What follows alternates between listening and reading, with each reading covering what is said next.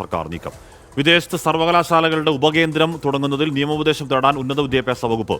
മുഖ്യമന്ത്രി സംശയം പ്രകടിപ്പിച്ച സാഹചര്യത്തിലാണ് തീരുമാനം. വിവരങ്ങളുമായി ആർ ശ്രീജിത്ത് ചേർന്നു. ശ്രീജിത്ത്, എന്തുകൊണ്ടാണ് അത് നിയമവിരുദ്ധമായേക്കുമോ എന്നൊരു സംശയം ഉണ്ടാവുന്നത്? ശ്രീജിത്ത്. ഹാഷ്മി, കഴിഞ്ഞ ബുധനാഴ്ച ചേർന്ന മന്ത്രിസഭായോഗമാണ് സർവകലാശാല നിയമങ്ങൾ ഭേദഗതി ചെയ്യാനുള്ള തീരുമാനമെടുത്തത്. കരട് ബില്ല് ഉന്നത വിദ്യാഭ്യാസ മന്ത്രി ആർ ബിന്ദു യോഗത്തിൽ അവതരിപ്പിക്കുകയും ചെയ്തു. ഈ യോഗത്തിൽ അവതരിപ്പിച്ച കരട് ബില്ലിലെ ഒരു പ്രധാനപ്പെട്ട വ്യവസ്ഥ സർവകലാശാലകളുടെ വിദേശ കേന്ദ്രങ്ങൾ വിദേശത്ത് തുടങ്ങണം എന്നായിരുന്നു. ആ കാര്യത്തിൽ മുഖ്യമന്ത്രി ആദ്യം തന്നെ സംശയം പ്രകടിപ്പിച്ചു. മുഖ്യമന്ത്രി ചോദിച്ചത്, നമ്മൾ സ്റ്റഡി ഇൻ കേരള എന്ന ക്യാമ്പയിൻ ചെയ്യുമ്പോൾ എങ്ങനെയാണ് വിദേശത്ത് സർവകലാശാലയുടെ ഉപകേന്ദ്രം തുടങ്ങുന്നത്?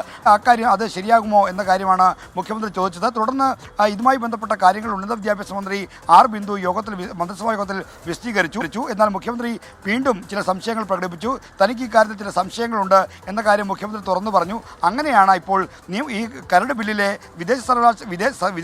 സർവകലാശാലകളുടെ വിദേശ ഉപകേന്ദ്രത്തിൻ്റെ കാര്യത്തിൽ നിയമോപദേശം തേടാനുള്ള തീരുമാനം എടുത്തത്. നിയമവകുപ്പിൽ നിന്ന് ഉപദേശം നേടണമെന്ന നിർദ്ദേശം മുഖ്യമന്ത്രി തന്നെയാണ് നൽകിയതെന്നാണ് ഇപ്പോൾ നമുക്ക് മനസ്സിലാക്കാൻ കഴിയുന്നത്.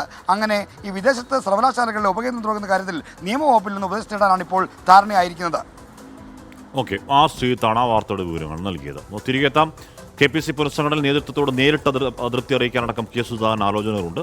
വാർത്തയടക്കം ഇടവേളയ്ക്ക് ശേഷം.